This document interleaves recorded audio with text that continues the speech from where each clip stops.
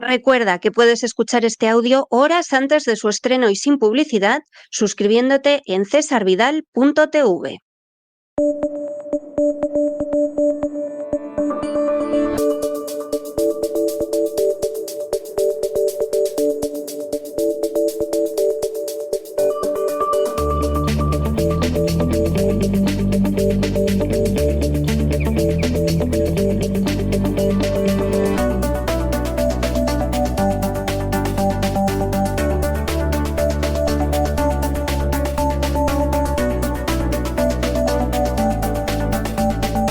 Despegamos con Lorenzo Ramírez. Corremos raudos y veloces hacia nuestro avión, atravesamos el umbral, nos tiramos en plancha sobre los asientos, nos abrochamos los cinturones, despegamos y nos vamos elevando por los aires hasta alcanzar nuestra altura y nuestra velocidad de crucero. A mi lado... Don Lorenzo, ¿qué hace usted con ese fajo de billetes de dólar sujetos con un gato chino? Explíquemelo usted. O sea, es una nueva forma de billetera. ¿Qué es esto? Porque me tiene usted sorprendido. Muy buenas noches, ya me dirá. Buenas noches. Bueno, en estos momentos el país que más dólares tiene fuera de Estados Unidos es China y los está utilizando, no sé si como cepo, pero desde luego que para conseguir el control de muchos recursos que están, pues en estos momentos también en la diana de la esfera anglosajona, de la esfera atlántica. Vamos a hablar un poco hoy de eso. Hoy hay muchas noticias importantes. La última hora y seguramente pues la más relevante es ese anuncio del acuerdo de paz, vamos a llamarlo así, la primera fase del plan presentado en su momento por la Casa Blanca con el beneplácito de Israel y diseñado por Jared Kushner, el yerno de Trump, y por el enviado especial de Oriente Medio, por Steve Witkoff. Acaba de declarar hace unas horas Trump que todos los rehenes van a ser liberados. Hay que especificar que, por mucho que los titulares vayan un poco enfocados en esta línea, hay una primera fase de negociación que en teoría es, vamos a decirlo así, la más sencilla, y una segunda que es más complicada. La forma sencilla o el aspecto sencillo sería ese acuerdo entre Israel y Hamás, que no han negociado directamente, es decir, ni Israel ni Hamás, ni los delegados de Israel ni los de Hamás han visto las caras, lo han hecho a través de la mediación de Egipto, de Qatar y de Turquía. Ya Donald Trump había avanzado que podríamos tener algún tipo de solución al respecto. Él dijo que durante esta semana habría novedades. Bueno, pues en estos momentos la Casa Blanca anuncia que Israel y Hamás han firmado la primera fase del plan de paz, que esto implicaría que todos los rehenes serán puestos en libertad muy pronto, que no hay ningún tipo de plazo al respecto, primer elemento importante. Hablaban de 72 horas. Claro, 72 horas para que los libere Hamás, pero ¿cuánto va a tardar en liberarlos Israel? Porque Israel también tiene rehenes. Sí. Claro, es que aquí solo se habla de los rehenes de un sitio. Es verdad que, evidentemente, las condiciones en las que estén los rehenes palestinos no lo sabemos. Los que están en las cárceles israelíes ni siquiera tienen procesos judiciales abiertos. Es decir, no es que sean acusados de algún tipo de delito. Muchos de ellos simplemente están, pues como podían estar los de los países árabes en la base de Guantánamo. Entonces, claro, esto es un elemento importante que hay que destacar. Israel dice, o decía la Trump a través de Truth Social, que es un poco la herramienta o el altavoz que le emplea para comunicarse con el resto del mundo, dice que Israel va a retirar sus tropas hasta una línea acordada previamente, y esto es falso. Es decir, Israel no va a retirar sus tropas. Israel lo que dice es que va a iniciar los preparativos para la retirada parcial de la Franja de Gaza, que es muy distinto. Que es muy diferente. Bueno, de hecho yo le puedo decir que esta mañana yo me he despertado con amigos en Israel comentándome que no tienen la menor esperanza de que Netanyahu va a cumplir lo pactado. Vamos a ver, aunque se cumpliera lo pactado, las tropas israelíes mantendrían el 53% del control del enclave. Aunque se cumpliera. Es decir, aunque se produjera la retirada de la que nos hablan, claro, la Casa Blanca nunca habla de retirada parcial. No va a haber una retirada total. Es más, como bien dice usted, don César, en propio Israel hay dudas de que esta retirada se vaya a producir. Hacíamos un análisis, no sé, hace un par de programas, en el día de ayer o en el de antes de ayer, ya no me acuerdo, donde decíamos, bueno, también es muy posible que el gobierno de Netanyahu diga que se está retirando y que no se retire, porque ya lo ha hecho más veces. Es otra posibilidad. Claro, es otra posibilidad. Aquí, ¿cuál va a ser el papel de Hamás? Es decir, ¿Hamás va a acompañar a este proceso? la cúpula de Hamás, que no está representando ni ha representado nunca los intereses de los palestinos, que esto tenemos que tenerlo muy en cuenta. El presidente palestino, de la autoridad palestina, Abu Mazen, sale en público y dice que esto es estupendo, porque a lo mejor piensa que él va a tener algún tipo de mando en plaza, lo cual también lo veo bastante complicado. Y al final, bueno, pues la única esperanza es que dejen de caer bombas en Gaza, porque en la madrugada esta pasada han seguido cayendo bombas en Gaza. Entonces, esperanza toda. Confianza, pues la verdad es que con todo lo que hemos ya vivido, la verdad es que bastante poca. Pero bueno, en todo caso, es una buena noticia.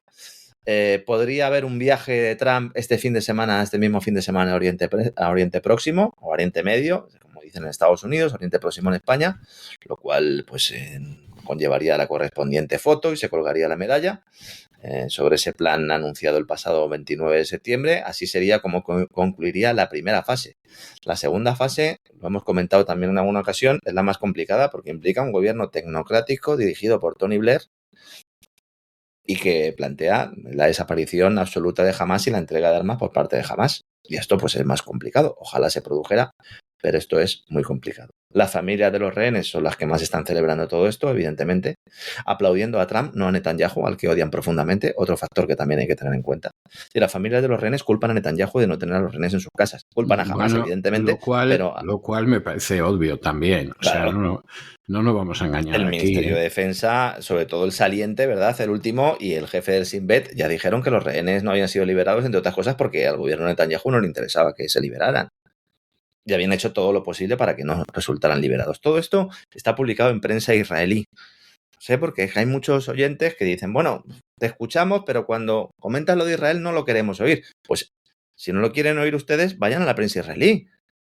Si es que yo, el 90% de las fuentes que empleo en el programa sobre esta cuestión vienen de prensa israelí. Sí. Entonces, evidentemente es así, ¿no? Netanyahu pues ha hecho el paripé también con una conversación con Trump. Además, le ha dicho Netanyahu a Trump que vaya al Parlamento, al Knesset, al Parlamento israelí, el domingo a dar allí un discurso. Y la previsión es que el acuerdo se firme este jueves, mientras la vuelta de los 20 rehenes vivos, porque el resto están muertos, hasta 48, son 20 rehenes vivos, se efectuaría, como dice usted, en unas 72 horas. Está hablando del domingo o el lunes. Sería esa un poco la idea. Yo no sé si sería mejor que Trump esperara que se liberaran los rehenes para hacerse la foto. A lo mejor sería bueno, lo mismo va a calcularlo para estar en ese momento. Es la idea. Yo creo que esa es un poco la idea. Y bueno, pues Hamás públicamente también ha confirmado ese acuerdo. Voy a leer la cita textual. El movimiento anuncia la consecución de un acuerdo que determina el fin de la guerra en Gaza, la retirada de la ocupación, la introducción de la ayuda y el intercambio de prisioneros tras negociaciones serias y responsables llevadas a cabo por el movimiento. Ellos se refieren al movimiento como a ellos mismos, junto con las facciones de la resistencia palestina en Sharm el-Sheikh, que es donde se han celebrado estas reuniones, agradeciendo también la mediación y esfuerzos de Egipto, de Qatar, Turquía y del propio Trump. Fíjense lo que dice Hamás, lo que está acordado. Fin de la guerra en Gaza, es decir, no podría haber más bombardeos. Retirada de la ocupación. Es todo lo contrario, es decir, el plan no es una retirada de la ocupación, es una institucionalización de la ocupación. La introducción de ayuda, que esto no se ha realizado porque desde el principio Israel no ha permitido que entrara ayuda que no fuera con su propio marchamo, y luego el intercambio de prisioneros, que insisto, se está hablando solo de los rehenes que tiene Hamás, pero claro, los prisioneros palestinos, en su gran mayoría, en su inmensa mayoría civiles, siguen en esas cárceles, ¿no? Así que veremos. Han tenido que llegar Steve Witkoff y Jared Kushner para que se alcanzara el acuerdo. Lo decíamos, ¿verdad? El fin de semana decíamos, van a ir Jared Kushner y Steve Witkoff, irán a mitad de semana cuando ya todo esté más o menos encauzado. Bueno, pues ahí han estado también el primer ministro de Qatar, Al-Thani, el jefe de los servicios de inteligencia de Turquía. Y quien no va a ir, desde luego, es Marco Rubio, que pinta lo que el tonto en el sermón. O sea, para que no vamos a engañar aquí todos, ¿no? Es que lo que dicen el tema turco, que también ha generado ríos de tinta, lo que implica que el jefe de la inteligencia de Turquía, que es un hombre de absoluta confianza de Erdogan, era el refuerzo importante para presionar y convencer a Hamás de que podía entregar los 48 secuestrados en cautiverio desde hace 2 años, insisto, una parte de ellos ya fallecidos, y que había garantía y compromiso de Trump de que Israel no reanudaría la ofensiva posteriormente. Es decir, Turquía ha garantizado a Hamás que Israel no va a volver a atacar. O bien lo tienen todo muy atado y bien atado y lo tienen todo negro sobre blanco, o bien estamos viendo una operación que va a concluir pues con un desastre más.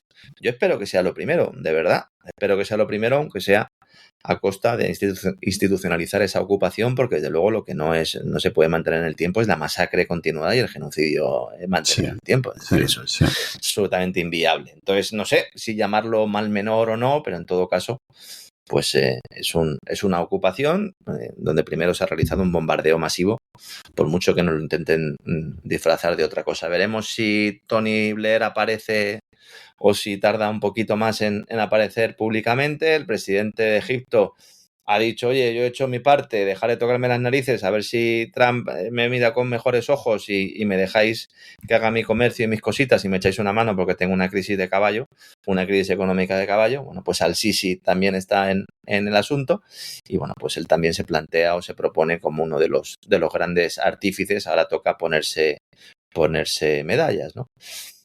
Es verdad, y esto también es un elemento diferencial, que al contrario que en otras rondas negociadoras, vamos a denominarlo así, la parte israelí no ha emitido señales de pesimismo. Normalmente los israelíes siempre decían, nosotros vamos a cumplir, pero los de Hamás seguro que no, con lo cual esto no va a ir a ningún sitio.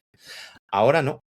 Ahora, en principio, los israelíes, no sé si con la promesa de Trump o con la mediación de Turquía, pero están más por la labor de que va a haber una cierta estabilidad en este proceso que, como digo, ahora lleva la segunda parte de las conversaciones.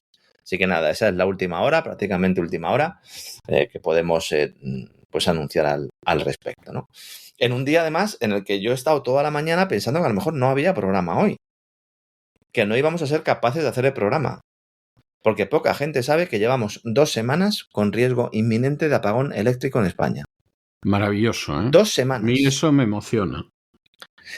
Llevamos 2 semanas en los que se han dado unas circunstancias muy similares a las del apagón del 28 de abril y que se han evitado, o se ha evitado que se produjera ese apagón porque desde Red Eléctrica, desde el operador, se está reduciendo o se están realizando labores, vamos a decirlo con más rigor, se están realizando labores para reducir la presencia del mix energético renovable, la generación eléctrica, para evitar problemas de tensión, lo cual supone asumir que evidentemente las renovables eran un problema o ese excesivo peso de las renovables eran un problema en aquella jornada que nosotros hemos explicado de una manera en la que todos puedan entender que fue un poco lo de sujétame el cubata, ¿no? Que no puedo yo tener un país que produzca el 100% de la electricidad renovable, sujétame el cubata. Bueno, pues apagón al canto.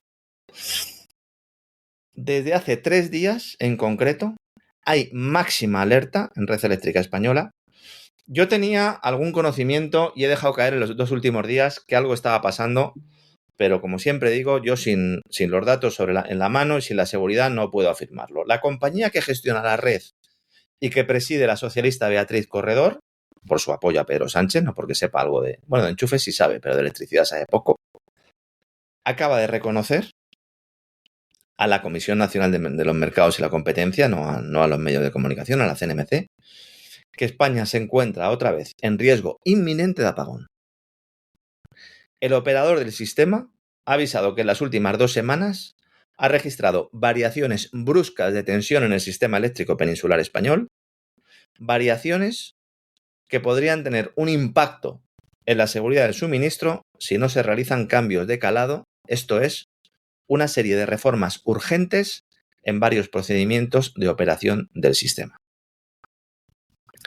El martes, Red Eléctrica se pone en contacto con la CNMC mediante un escrito en el que solicitaba la modificación express y urgente de hasta 4 protocolos de gestión del sistema eléctrico, dirigidos, abro comillas, a mitigar las variaciones bruscas de tensión que la propia compañía de corredor relaciona, vuelvo a abrir comillas, con cambios bruscos de programa, en particular de generación renovable. A lo que se unen unos tiempos de respuesta demasiado largos de las centrales convencionales, centrales nucleares, centrales de gas, centrales hidroeléctricas, en las que recae verdaderamente el control de la tensión. Había rumores de que algo estaba pasando. Ayer en el programa yo dije que los protocolos tenían 20 años de antigüedad y que debían ser reformados. Yo la información que tenía era que esta petición la estaba haciendo Red Eléctrica, pero no que hubiera un escrito o ya ha visto la luz en la inmensa mayoría de medios de comunicación en España. Unos le echan la culpa a la oposición, otros le echan la culpa a Iberdrola, otros le echan la culpa a Red Eléctrica. Entre todas la mataron y ella sola se murió. Llevamos 2 semanas con riesgo de apagón. Claro, ahora todo esto ya es Vox Populi, a pesar de que la empresa que preside Corredor lo negaba y que algunos preguntamos a la propia Red Eléctrica y nos dijeron que todo esto era falso. ¿Por qué? Pues porque admite que el problema está en el excesivo peso de las renovables en el mix energético español.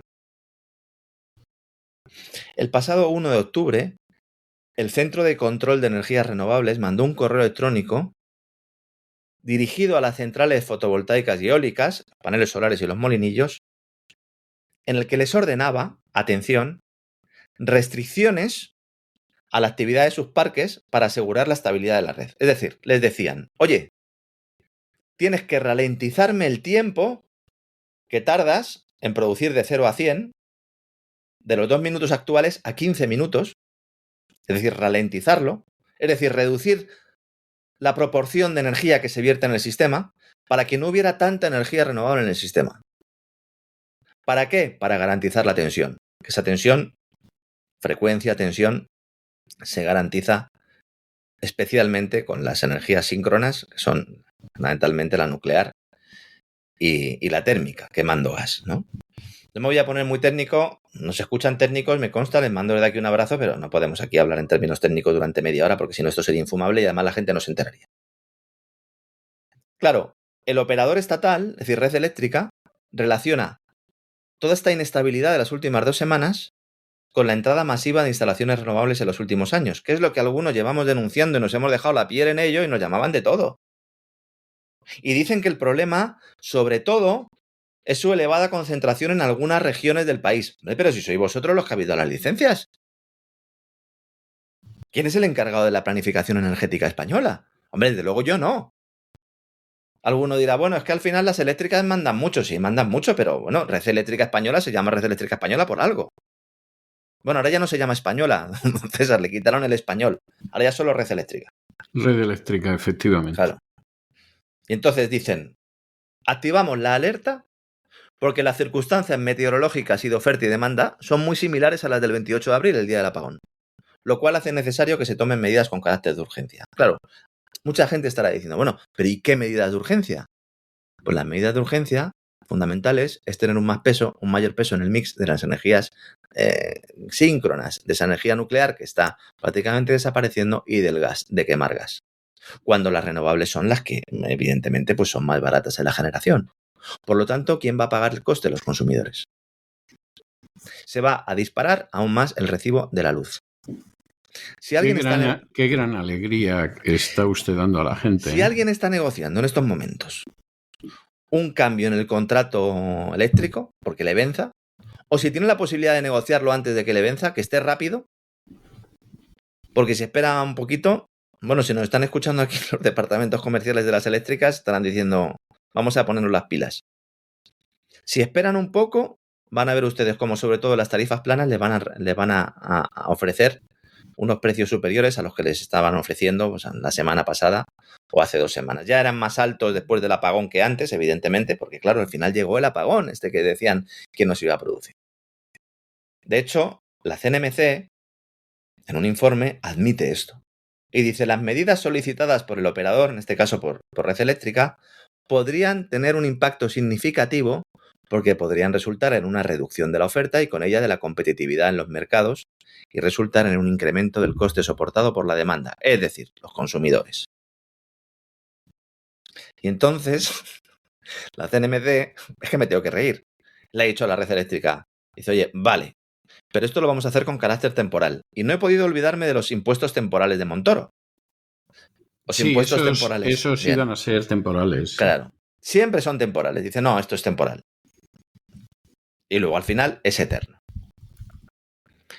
Ante esta situación de alerta, el gobierno ha avisado a los hogares para que se preparen. ¿Recuerda usted cuando nos presentaron el kit de supervivencia, verdad? Yo recuerdo todo, para desgracia de algunos. Venía ya Rusia, nos iba a atacar, nos iba a bombardear, hacía falta un kit de supervivencia. Luego llegó el apagón y nos decían los mismos propagandistas, ¿lo veis cómo tenéis que tener un kit de supervivencia? Pero si nos decís que iba a ser por Putin. Y decían, bueno, algo tendrá que ver Putin en el apagón también. Sí. Algo tendrá que ver. Que menos si sabes que hay problemas en la estabilidad de la red, que avises a la población. Vamos a ver, que en el apagón murió gente. Que hay gente conectada a máquinas. Que hay personas que se quedan en un ascensor 2 o 3 horas y les puede dar ahí un jamacuco. Gente mayor. Puertas de garaje que se quedan atrapadas ahí, la gente no puede ir a trabajar. Servicios básicos, no sé, podría estar aquí toda la noche. Y en lugar de eso, mientras Red Eléctrica intentaba evitar otro apagón eléctrico en España diciendo la hemos liado, la he liado parda, como la del famoso vídeo, admitiendo incluso, pues sí, es por el excesivo papel de las energías renovables en el mix energético español, pero arréglamelo porque está a punto de caer el sistema. Pues en ese mismo momento, Pedro Sánchez estaba compareciendo para presentar su nuevo plan de turismo que por primera vez incorpora la emergencia climática. Es absolutamente surrealista. Por no decir otra cosa. Sí, es así. No decir otra cosa. Dice, queremos que España sea también un referente mundial de turismo sostenible. ¿Cómo que también? ¿Qué es el turismo sostenible? ¿Qué es incorporar la emergencia climática? Que tienes al país hecho unos zorros, que está a punto de caer el sistema eléctrico, que te estás presentando ante el mundo como el país más viable, sobre todo en Europa, para recibir centros de datos y no eres capaz de garantizar el suministro energético. Si has aprobado un decreto por el cual les das a las empresas la posibilidad de que a cambio de una rebaja en el coste se apunten en una lista para que cuando haya desconexiones sean ellas las primeras en ser desconectadas. Pues esto es de país del tercer mundo.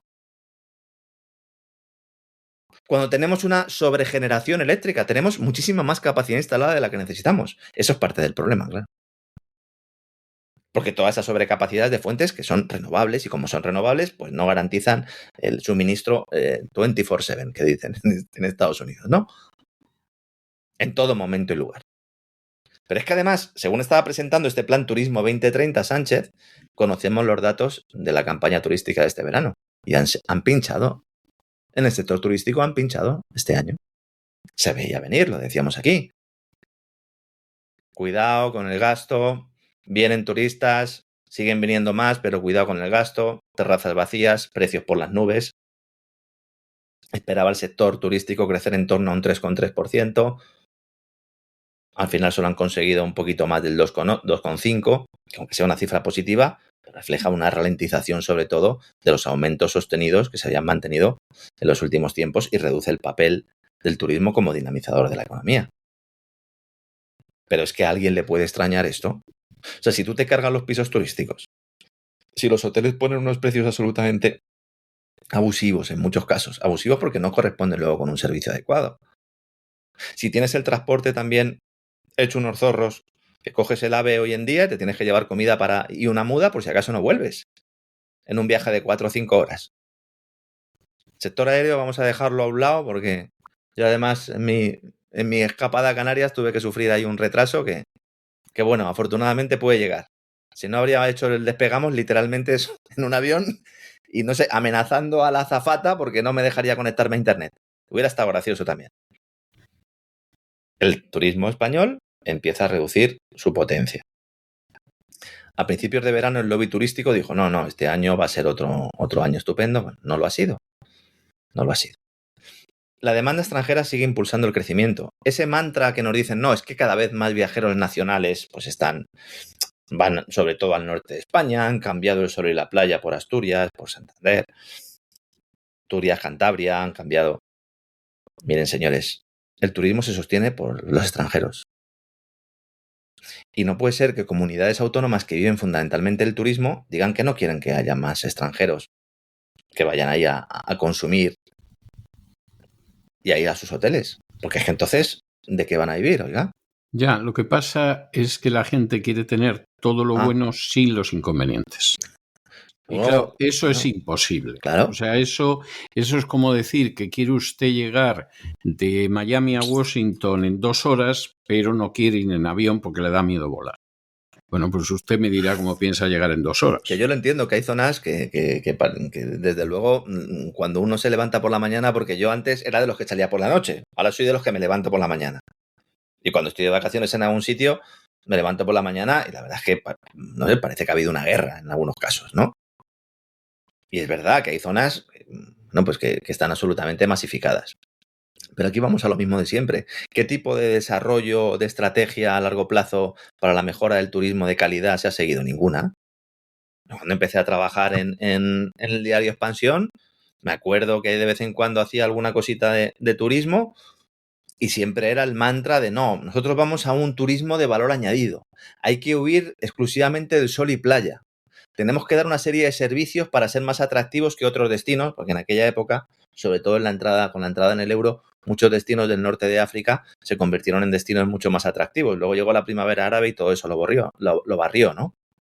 Pero el discurso era ese. Dice, bueno, ¿y qué habéis hecho para aumentar ese valor añadido? Pues en algunos casos se ha hecho algo y en otros no se ha hecho absolutamente nada. Y claro, si tú dependes de los extranjeros y resulta que Europa está en una crisis recurrente, los británicos están en la situación en la que están, los alemanes poco a poco cada vez peor, los franceses, ¿qué me van a decir? Pues entonces el problema nos lo exportan a nosotros. Y eso que los de Reino Unido siguen viniendo como si no hubiera un mañana. Yo creo que a estos les da igual ya todo y dicen, miren, si estamos fastidiados, por lo menos nos vamos a tomar el margarita y vamos a disfrutar un poco del sol, sea como sea. Los irlandeses están aumentando mucho las llegadas, más que los británicos, un 5,9%. Reino Unido ha crecido un 3,3%, los de Portugal han crecido un 7%. Dirán, bueno, ya que os venís vosotros a nuestro país, ¿no? Para no pagar impuestos, dejadnos que vayamos allí de vacaciones. Y las llegadas de China se han disparado un 12%, don César. Las llegadas de China y los que llegan con dinero, ¿eh? Los que vienen de vacaciones a España de China llegan con mucho dinero. De hecho, hay unidades completas dentro de determinados centros comerciales para atenderles cuando llegan y se van directamente a las marcas de lujo. Estos son los que algunos nos dicen que son subdesarrollados y vienen aquí luego a comprar bolsos del OEB mientras que nosotros vamos al Zara. Sí, es lo que pasa con los subdesarrollados. Sí. Pasan estas cosas. Japón también, ha venido mucho más japonés, incremento del 11%, y luego las caídas, pues mercados como Alemania, Italia, Francia, centro de Europa, ¿no? Luego la patronal Exceltur, que ha presentado sus previsiones, dicen que la desaceleración pues, se va a mantener durante el último trimestre del año, es decir, que se está agotando ese crecimiento del turismo, lo cual hace que España, en concreto el gobierno, pierda una de las patas que está utilizando para poder crecer, ¿no? Y otro sector, pues que, bueno, puede tener problemas. De momento no los tiene, pero puede tener problemas. Claro, la industria, comparado con esto, pues vive una situación mucho peor. Y la agricultura no le digo nada, sobre todo después del enésimo golpe que le acaba de dar la Unión Europea a la agricultura española, francesa e italiana, beneficiando al tomate marroquí. ¿Qué pasa con el tomate marroquí? ¿Qué pasa con la agricultura marroquí? ¿Por qué los eurodiputados le dan cada vez más privilegios a Marruecos? ¿Tendrá algo que ver con el grosor de los sobres, don César? Muy posiblemente. Yo creo que ya ni son sobres, ya son maletines. Y en algún caso, cofres. Vamos a ver. Recuerde usted que a usted el tomate marroquí le costó un puesto de trabajo. O sea, esto es para tomárselo a poca broma, ¿eh? Me podría haber hecho el valiente y podría haber dicho, no, yo lo del tomate en realidad lo sabía y tal, pero en realidad no. Fue muy posteriormente cuando me di cuenta del tomate. No, nos enteramos del tomate a posteriori, porque si no algo hubiéramos intentado para parar el golpe, pero no. Yo siempre he sido muy crítico con la política agrícola común. Además lo hacía desde un enfoque liberal, que era en la casa en la que estaba, porque yo decía, bueno, realmente si tú tienes un sector con valor añadido, un sector productivo, un sector que tengas un producto de calidad, como es la huerta española, el campo español, bueno, pues lo normal es que no te metas en clubs donde se repartan cuotas. En un cártel, no, lo que tienes que hacer es competir porque vas a ganar. Porque vas a ganar y puedes firmar acuerdos bilaterales con otros países y tienes que salirte de ese marco de la política agrícola común. El problema es que yo todo eso lo estaba defendiendo en una casa que teóricamente era liberal y con un presidente que estaba en la misma mesa del programa que presentaba usted, que era uno de los que estaba beneficiándose. ¿Dónde dejó de ir? O sea, hubo un momento que semana Dijo, tras aquí no semana... vengo ya, aquí no vengo ya. Sí, semana tras semana decía que hoy no puedo venir, que no puedo venir. Y yo con mi peor intención le seguía llamando todas las semanas, le seguía emplazando y no aparecía. Una de las últimas veces yo creo que fue esa, ¿no? En la que pues yo hice la enésima crítica a la política agrícola común.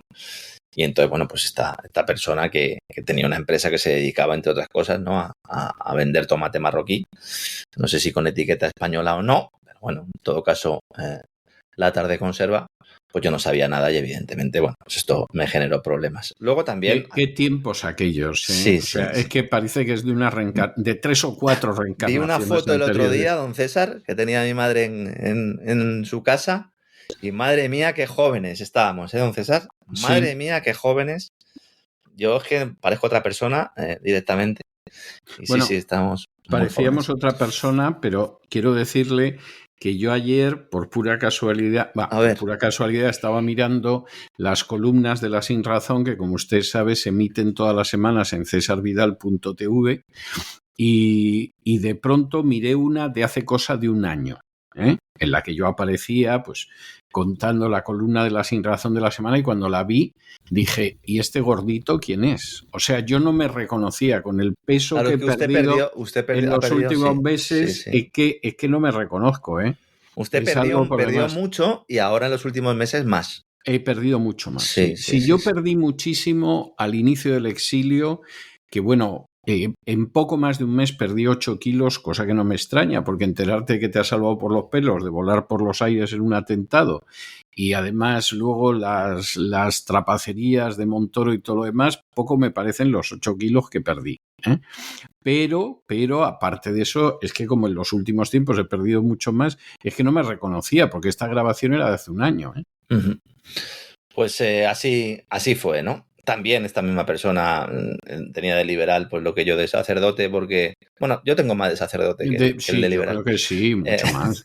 Quizás no he buscado una buena comparación, pero también defendía las ayudas para comprar un coche y las ayudas a las empresas de energía. Al final, pues la casta es la casta, y cuando estás sentado en el Consejo de Caja Madrid con una tarjeta Black y acabas sentado en un banquillo. Que luego con la tarjeta Black uno se entera de que compraba ropa interior femenina. No era el único. Parece que la lencería era algo preferido por esta gente. No sé, esto es como cuando te llevas una botella de vino, ¿no? A una cena, pues esto llevaban la lencería ya no puesta, pero sí incorporada, para poner, ¿no? Casi, sí. Bueno, ¿qué ha pasado con el tema de Marruecos? Bueno, pues se produjeron o hubo 2 sentencias del Tribunal de Justicia de la Unión Europea en octubre del 2024 relativas al acuerdo precisamente con el Sáhara, que no contaba evidentemente con el consentimiento saharaui, y entonces se planteaba allí la obligatoriedad de etiquetar adecuadamente los productos procedentes de allí, porque Marruecos pues está haciendo del Sáhara un vergel en muchos casos. Parece una gran paradoja, pero es así. Tienen allí pues la gran megalópolis del tomate, donde tiene también Mohamed VI muchos intereses económicos y parte de los oligarcas. Bueno, pues al final lo que ha hecho la Comisión es alcanzar una solución para salvar ese acuerdo comercial con el país alauita, que permite, entre otras cosas, que los cultivos procedentes del Sáhara Occidental puedan entrar en la Unión Europea con un arancel reducido. Es decir, entran con un arancel reducido. Claro, esto evidentemente pues ha levantado el sector agroalimentario español, que ya pues hace mucho tiempo que no es que esté con la mosca detrás de la oreja, es que salieron a las calles, al final les callaron prometiéndoles ayudas. Aquí también denunciamos en su momento que este iba a ser el modus operandi. No pueden aceptar ustedes ayudas porque al final es parte del problema, ¿no? De igual manera que la política agrícola común no era un problema antes, pero ahora sí, cuando les dicen, señores, la nueva PAC recoge un recorte del 22% de la producción. Y entonces dicen los españoles dicen, bueno, ¿y entonces ahora qué hacemos? Pues ahora ya no puedes hacer nada. Porque a ti te prometieron una subvención a cambio, en muchos casos, de no producir. Y eso es el fin del sector. Que te pueda solucionar en una determinada campaña. Vale, que hay algunos que han firmado porque no les quedaba otra también. No estoy culpando al campo de su fin o de la situación en la que vive. Lo que pasa es que, bueno, pues todo esto, la gente del campo muchas veces no era consciente de lo que estaba ocurriendo y se fiaron de políticos de uno u otro partido que al final pues les han vendido por un plato de lentejas. Si a eso le añade la asfixia burocrática, todo el tema de la Agenda 2030, la emergencia climática del presidente del gobierno y un incremento de la competencia desleal, propiciada precisamente por las mismas autoridades que dicen que te van a defender, y tienes a un ministro de Agricultura cuyo mayor deseo es poder volver otra vez a Bruselas y seguir haciendo lo que hacía, que era cobrar y no hacer nada, servir a los intereses extranjeros, pues entonces evidentemente tienes un problema. Al mismo tiempo que Marruecos económicamente va como un tiro. O sea, se habla del cohete español, no, yo hablaría del cohete marroquí. Está creciendo, un 3,8 creció el año pasado la economía marroquí. Es que a esto les dio igual el impacto de la pandemia, les dio igual. Su economía se ha expandido desde entonces un 22% acumulado. Es el que más de toda la región. Y mucho más que los países desarrollados, evidentemente. Las calles están ardiendo. Vamos a hablar de eso el próximo sábado, ya lo adelanto, en el Gran Reseteo. Y vamos a estudiar realmente lo que está pasando ahí, con ese levantamiento de los jóvenes, como siempre guiados por el pastor que va vestido de negro, ¿no? El país, como digo, del norte de África está viviendo una pujanza económica importante, en buena medida por el respaldo que tiene y por dejar entrar a empresas británicas, a empresas israelíes y a empresas norteamericanas, que son las que se están aprovechando fundamentalmente de esa expansión y de ese control del Sáhara, junto a empresas marroquíes, algunas estatales y otras directamente propiedad de políticos del país. El primer ministro, sin ir más lejos, es uno de los grandes beneficiados, ¿no? El paro está en el 13%, según los datos oficiales del Alto Comisionado de Planificación, pero si uno mira la última encuesta del Censo General de Población publicada en diciembre del 2024, tienen un paro del 21,3%, que sería el doble del español, el mayor en una década. Pero claro, la realidad de esta diferencia es que hay un gran paro oculto en las cifras de empleo. Entonces, hay un enorme grupo social que vive en el subempleo, como sucede en España, que cuando dejan sus trabajos no cuentan como desempleados. Y en Marruecos el caso más claro es el de la agricultura, que emplea al 45% de la fuerza laboral del país y que en su gran mayoría son puestos que están fuera del sistema y carentes de contrato. Entonces, claro, pues esta gente no aparece en las estadísticas, con lo cual es difícil saber hasta qué punto está el tema. De todas maneras, también les digo una cosa, en lugar de venir los marroquíes aquí a España, lo que van a tener es que acabar yendo los agricultores a trabajar a Marruecos. Porque es que aquí no va a quedar nada plantado. Sí, bueno, pero como los agricultores que hay trabajando en España son africanos, claro, va a ser un regreso al continente. Claro, ¿qué va a pasar ahí? ¿No? ¿Y a qué sueldo? ¿Y a qué sueldo? Porque claro, aquí se le dice, no, tiene usted que pagar un salario mínimo interprofesional.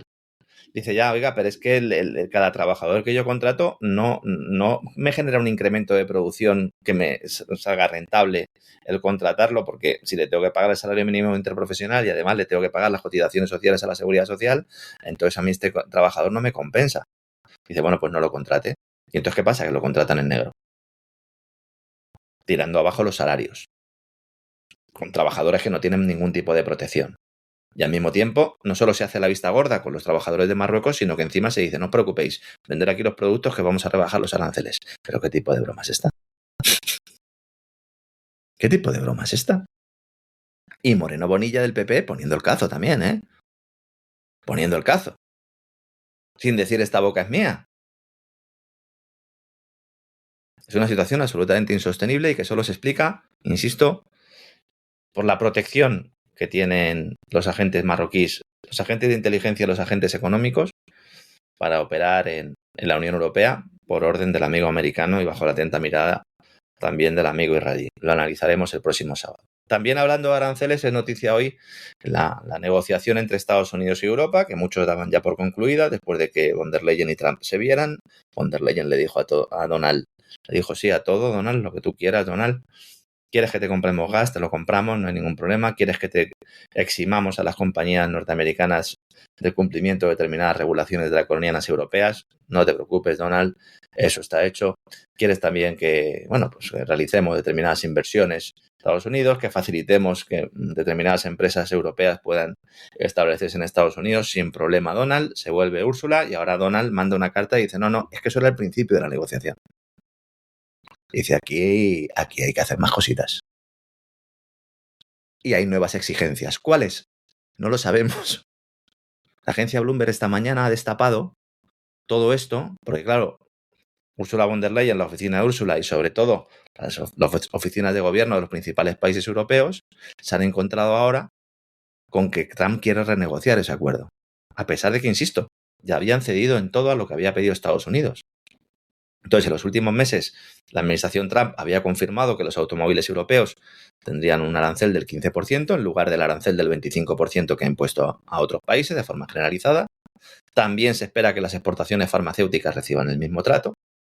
A cambio, la Unión Europea ha presentado una legislación para reducir los aranceles sobre productos industriales de Estados Unidos y algunas exportaciones agrícolas. Otro palo también, ¿no?, al sector agrícola. La medida necesita el respaldo del Parlamento Europeo, que también tiene que dar luz verde al acuerdo comercial global, y antes de que vaya al Parlamento Europeo, Trump ha dicho, oye, que la lista de la compra no está completa, que yo quiero más cositas. Problemas, muchos, porque hay cosas en el aire. Por ejemplo, el tema de los aranceles sobre el acero y el aluminio. No se sabe nada. En principio, los aranceles estadounidenses son del 50%. Luego el tema del vino y las bebidas alcohólicas, que también Estados Unidos se ha resistido a incluirlo en la lista de importaciones exentas del arancel del 15%. Y luego, pues, una lista de la compra, que espero que ir pudiendo anunciarla, como hicimos también con la primera lista de la compra antes que el resto, a nuestros queridos amigos. Y si no es antes que el resto, en todo caso lo haremos y lo explicaremos. Pero claro, aquí el asunto es, ahora no se sabe qué productos van a estar dentro de ese límite del 15% y cuáles no. En todo caso, la Unión Europea tendrá que decir que sí a lo que le presenten porque no tiene capacidad de negociación. Que es lo que, de alguna manera, pues no dejaba entrever la agencia Bloomberg. Pero bueno, yo creo que en ese artículo faltaba un poco apretar por ahí, ¿no? Son artículos de pago normalmente y por eso también se los traigo aquí, se los explico porque no tiene acceso todo el mundo. Nosotros, pues al final, como nuestro trabajo es el que es. Y también están mosqueadillos, don César, en las altas esferas europeas con Kaja Kallas. Dice, oye, te estás pasando, Kaja. Te estás pasando. No me sorprende, ¿eh? No me sorprende. Yo creo que es de lo más repugnante, infecto y asqueroso que ha producido la infame, infecta y asquerosa política europea en mucho tiempo. Están diciendo, calla. ¿No? Calla, porque es que se te calienta la boca, a donde vas la lías. Se le calienta la boca inmediatamente. Sí. Esta chica se cree que es la mamá de Tarzán y se puede llevar un disgusto. Mire que Borrell dejó el listón alto ya. Dejó el listón alto de la inmundicia y la vileza, ¿eh? Pero Kaja Kallas, por cierto, hablando de eso, hoy he dedicado el editorial a cómo desde hace años nosotros contábamos en medio de un silencio casi generalizado la corrupción de Biden, la conexión con la guerra de Ucrania, etcétera, etcétera. Ha publicado hace un día Beatriz Talegón un artículo donde nos cita porque nosotros nos adelantamos al menos 3 años, en realidad más de 5, pero como mínimo 3 a los documentos desclasificados de la CIA. O sea, la CIA ha desclasificado ahora documentos que confirman lo que nosotros llevamos diciendo en relación con la guerra de Ucrania un trienio largo, en relación con la política de Ucrania. Bueno, usted y yo de conjunto 5 o 6 años y yo más de una década, desde el golpe de Estado del Maidán. O sea, es de eso que dices, bueno, al final, como decía José María García, el tiempo acaba poniendo a todo el mundo en su sitio. La gran ventaja del momento actual, hay muchas desventajas y aquí siempre me centro en ellas, pero la gran ventaja es que la verdad suele salir relativamente rápida. Sí. La desventaja es que luego la gente se olvida. La gente luego se olvida y ya está, y pasamos página y como hay tantos temas y hay tantos focos, al final pues la atención se difumina. Pero ahora la gran ventaja es que tú dices algo y en 2 o 3 años, sobre todo si tiene peso, porque insisto, normalmente, más o menos si le tuviera que poner un porcentaje, aquí en el programa yo cuento un 10% aproximadamente de cosas que sé pero no puedo demostrar. Entonces, las que puedo demostrar son el 10%. Hay otras, en torno a un 40 o un 50%, que tengo indicios muy notables y que las podría contar y que hay otros profesionales que lo hacen, pero yo sin tenerlo atado no lo hago. Y luego otro tanto que son procesos en investigación y que a veces son ciertos y otras no son ciertos. En este caso, nosotros teníamos acceso a documentos de funcionarios ucranianos que estaban a disposición de mucha gente. Y cuando hicimos referencia a ellos, nos acusaron de cobrar de Putin. Nos desmonetizaron el programa en el que hacíamos referencia a ello en redes sociales, nos cerraron el canal de YouTube, porque se suponía que todo eso era una teoría de la conspiración, que por cierto, en Wikipedia sigue apareciendo todo esto como teoría de la conspiración. Aparece como teoría de la conspiración. Como hablábamos y qué poca comentábamos vergüenza ahí, ¿no? Tienen, sí. Bueno, también es una teoría de la conspiración que Aznar renunciara a los forenses israelíes el día de los atentados del 11M. La inteligencia artificial de Elon Musk considera que también esto es una teoría de la conspiración. Sí. Pues ya ven ustedes cómo está el asunto. Hombre, Elon Musk, ya sabemos, lo ha dicho el propio Netanyahu, que es muy amigo de Netanyahu. Sí, claro. Sí, sí. Y alguna afición que otra también comparten. Sí, sí. Madre mía. Bueno, entonces, ¿qué pasa con Calas? Que estábamos hablando de Kaja Kallas y la verdad es que, bueno, pues hay un run importante, ya me ha llegado por diferentes sitios. Sobre todo lo que le dicen es, mira, tú puedes pensar lo que quieras, pero primero, no puedes decir todo lo que piensas, porque eres representante exterior de la política europea, sobre todo si estás obsesionada con Rusia, porque esta mujer está obsesionada con Rusia. No, está obsesionada porque viene de una familia que era nomenclatura pata negra de la dictadura soviética. Claro. O sea, esto es como la gente que venía del régimen franquista y luego eran los más antifranquistas de todos. Sí, sí. Porque claro, has sido jefe de informativos de Radio Televisión Española con Franco y has dirigido el Informaciones, que era el periódico más azul, por no decir más fascista, del régimen de Franco, y claro, te lo tenías que hacer perdonar y dirigías el país. Y claro, ¿cómo? Es que esto es lo que pasa en todas partes. ¿Cómo será la cosa? Que la revista Foreign Policy, otro de los tentáculos mediáticos de la agenda globalista, pues llevaba algunas de las referencias que estoy haciendo aquí a un artículo que han publicado hace un par de días. Si lo quieren ustedes revisar, pues pueden encontrarlo. No sé si este sería de pago o no. Sí, también es de pago. Pero bueno, yo se lo cuento aquí, ¿no? Y al final, bueno, pues hay un sentimiento entre muchos diplomáticos europeos y especialistas internacionales que tienen problemas para arreglar lo que va rompiendo Kaja Kallas. Porque claro, una cosa es que tú puedas realizar determinadas expresiones públicas en contra de Rusia diciendo que vamos a una tercera guerra mundial, que Putin es muy malo, etcétera, etcétera. Y otra cosa es meterte con la India diciendo que la India y Pakistán tienen que ser moderados y que tienen que comportarse con un enfoque de palo y zanahoria, que además esto lo publicó en Twitter, que yo no sé si estas redes sociales en realidad las lleva ella o las lleva un agente, pero si las lleva un agente, peor, ¿no? Porque denota que aquí no hay ningún tipo de cortapisa, ha generado un conflicto diplomático, ha salido el secretario de Asuntos Exteriores de la India a protestar, diciendo que esta señora no está cualificada, que tiene una paranoia antirrusa tremenda, que contribuye a la deriva geopolítica. Es la verdad, claro. Es la verdad, claro. Es la verdad, y es una indeseable. Y además es la típica indeseable paleta, que como es una paleta, porque Estonia es una aldea, y a mí los estonios en términos generales me caen muy bien. Tuve hasta una novia estonia allá en mi mocedad, vamos, cuando yo creo que no había llegado a los 20 años. Hay que ser muy malo ahí para tener una novia estonia que no sea guapa, don César, supongo que lo sería. No, era muy agradable, sobre todo era muy agradable. Pero cualquiera de los casos, quiero decir, yo personalmente no tengo nada contra los estonios, incluso hasta tengo una cierta simpatía hacia ellos, pero eso es una aldea. Y es una aldea que, como en el caso de Ucrania, pero todavía más grave, les han dicho que son importantes. Y claro, esto es como si usted se pasa por Cataluña en ciertos círculos y les dice que son una nación, que se licúan. Y el grado de estupidez al que pueden llegar es absolutamente indescriptible. Y entonces les dices esto, como además muchos donde han medrado ha sido durante la dictadura soviética, bueno, pues más locos todavía por borrar todos los antecedentes. Y al final acaba siendo gente irresponsable y gente muy peligrosísima, porque realmente es que son muy peligrosos. Porque es que también hay un factor ahí importante. Una cosa es que tú presentes en sociedad un tipo de relato extremo, maniqueo, exagerado, y otra cosa es que te lo creas. O sea, cuando te lo crees es cuando tienes realmente el problema, porque entonces ya no lo estás utilizando, sino que estás siendo utilizado tú en una determinada labor y además te pueden sustituir por otros. En Foreign Policy además destacaban cómo ella ha intentado alinearse con Estados Unidos, metiéndose donde no le llamaban, ¿no? Exigiendo el fin del programa nuclear iraní, reuniéndose con Marco Rubio, con el secretario de Estado estadounidense. Sin embargo, al mismo tiempo, ella ha hecho publicaciones en redes sociales contra Trump, ha hecho comentarios burlones también sobre la ayuda armamentística estadounidense. Y entonces, claro, te estás metiendo en un fregado. Y su enfoque contrasta marcadamente con el del jefe de la OTAN, con Mark Rutte. Mark Rutte sí que está a partir un piñón porque sabe lo que hay.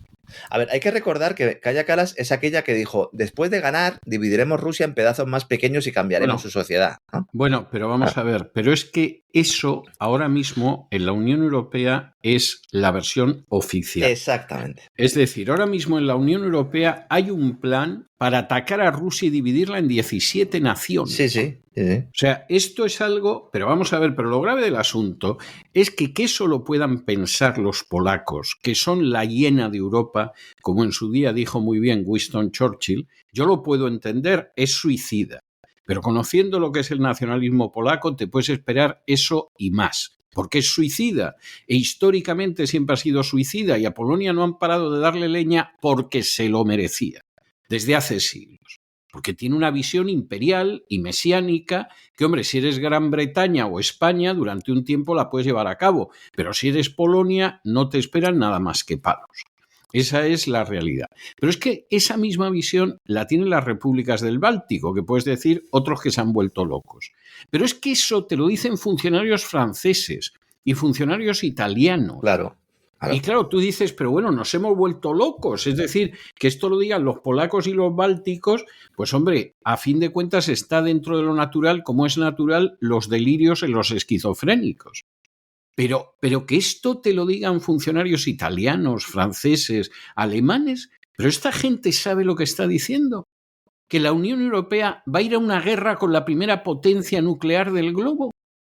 O sea, es algo... Es que y además bueno, que los que estén marcando además la agenda del relato, porque interesa, ¿no? En ese momento hay muchos intereses que confluyen, ¿no? Pero que una señora, que la primera ministra, bueno... En su caso es la alta representante, pero bueno, de un país europeo, de un país que tiene 1,3 millones de personas, Estonia tiene.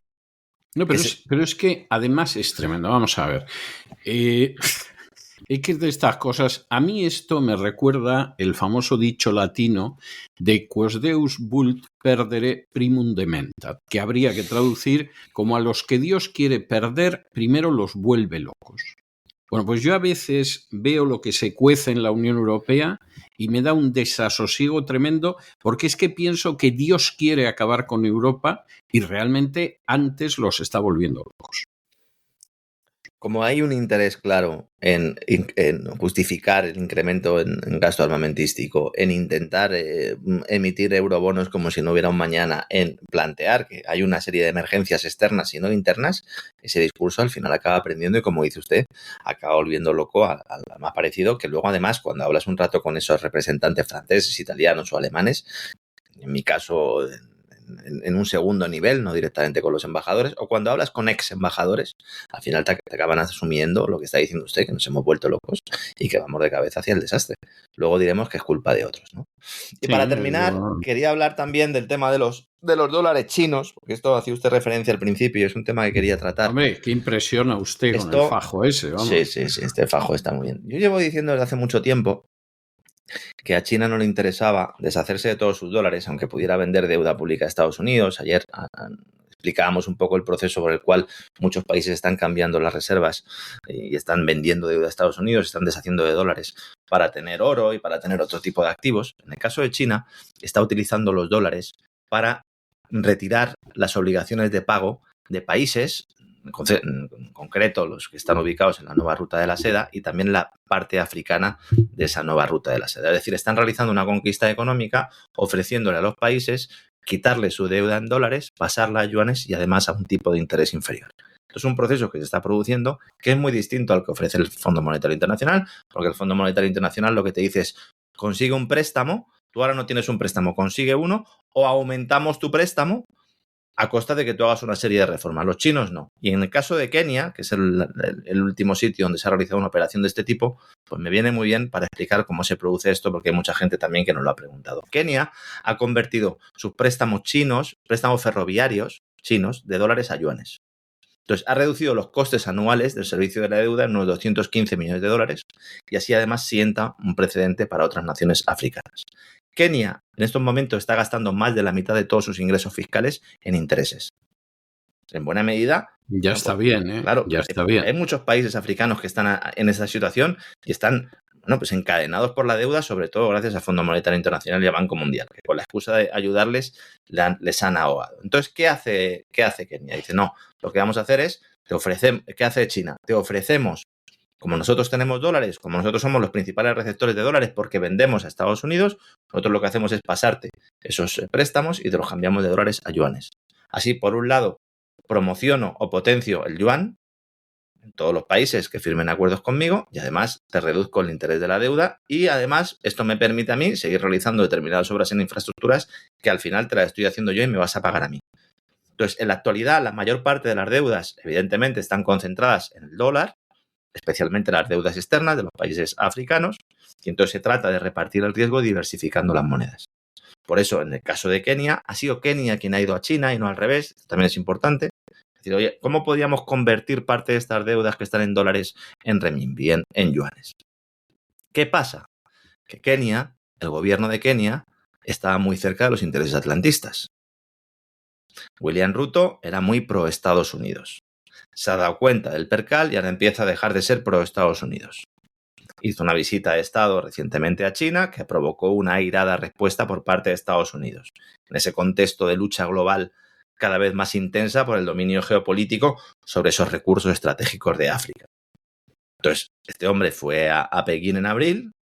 Era la tercera vez que iba desde que asumió el cargo y volvió no con un pan bajo el brazo, pero sí con un acuerdo de 950 millones de dólares abarcando sectores como las manufacturas, la agricultura, el turismo, la infraestructura de transporte. Este país, que está ubicado en el este de África, ha logrado 5.000 millones de dólares en préstamos del Banco de Exportación e Importación de China para construir una línea ferroviaria que conecte Mombasa, la ciudad portuaria de Mombasa, con una localidad situada a las afueras de Nairobi, de su capital. Entonces, sobre esto quedan por pagar 3.500 millones de dólares. Si te estás gastando 1.000 millones de dólares al año en el servicio de la deuda, en intereses, tienes que renegociarlo. Y China les ha dicho que sí. Respuesta de Estados Unidos. Kenia debe dejar de hacer negocios con China y acatar las órdenes de Estados Unidos. Así que prepárense para que veamos resurgir yihadista en Kenia, para que veamos movimientos populares en Kenia, y para que veamos cómo se vuelve a sacar del cajón la ya gastada narrativa de los derechos humanos en Kenia. Porque ya estamos viendo, como hay determinados informes, que nos dicen que cuidado, que hay muchos secuestros, que hay muchas torturas en África Oriental, que los gobiernos están implicados, que no digo yo que no, pero se utiliza esta narrativa para ir atacando al régimen de Ruto y ahora el que antaño era amigo y sobre el que se hacía la vista gorda, pues ahora nos están diciendo que cada vez que tiene una protesta la reprime manu militari y que habría que ir pensando en un cambio de gobierno en Kenia. ¿En cuántos países más va a pasar esto? Esta es la gran cuestión aquí. Porque la guerra comercial de Estados Unidos, la guerra arancelaria y también los otros elementos de guerra, quizás más tradicionales, tienen como objetivo arrancar a África, también a muchos países de Hispanoamérica, en el caso de Argentina es evidente, ¿no? Y el sudeste asiático de esa influencia económica de China, obligándolos a abandonar intentos de equilibrio estratégico que les compensan a ellos desde un punto de vista nacional. ¿Cuál es el problema aquí? Que Estados Unidos no tiene nada que ofrecerles en términos económicos. No tiene nada que ofrecerles. El método Fondo Monetario Internacional, el método Banco Mundial no les interesa, ya saben a dónde les lleva. Y si se alejan de China, estos países, por presión de Estados Unidos, corren el riesgo de tener una devastación económica que pueda desatar grandes estallidos sociales. Entonces, el éxito de estas negociaciones manda un mensaje al resto de países, un mensaje que Washington no quiere que salga ni que cale sobre todo en las sociedades africanas. Ahora, Washington tendrá que pensarse qué les va a ofrecer. Porque, claro, la idea de que esto pues tiene que salir bien como sea, porque yo lo digo y porque a mí me apetece y porque yo lo mando y yo lo valgo. Bueno, pues lo que tradicionalmente lo que hacen, don César, es de repente vemos el auge del yihadismo en esos territorios y luego se les ofrece ayuda militar para controlarlo, o ves el auge de protestas sociales completamente genuinas y ofreces la ayuda para pararlas y ofreces hacer la vista gorda con la violación de los derechos humanos. Y lamentablemente sí, en ese mundo vivimos, ¿no? En ese mundo vivimos, lo que pasa que eso no es posible indefinidamente. Claro, esa es la gran cuestión. Esa es la gran cuestión. Y China la está callando, pues está realizando ahí un proceso. Algunos lo llaman de colonización económica. Bueno, es curioso cómo los mismos que califican esto de colonización económica ven acuerdos completamente libres en otros sectores y en otros países que son evidentemente adoptados a golpe en este caso, a golpe de puño o apuntándoles con una pistola. Pero bueno, al final, el doble rasero está en todos los sitios, don César. No cabe la menor duda. A mí lo que me llama la atención es que a esto lo suelen llamar el libre mercado. A mí, yo cuando oigo que esto es el libre mercado, me llega al alma, ¿eh? O sea, se lo digo como lo siento. Mañana más, don César. Mañana continuaremos. Mañana presentaremos ese programa del sábado que va a estar interesante y que... Va a estar jugoso, sí. Sí. Como un cuscús, vamos. Como una pastela. Como un tallín, sí, ¿no? Como un tallín, como una pastela. Sí. Fuerte abrazo, don César. Hasta mañana. Un abrazo muy fuerte. Hasta ahora.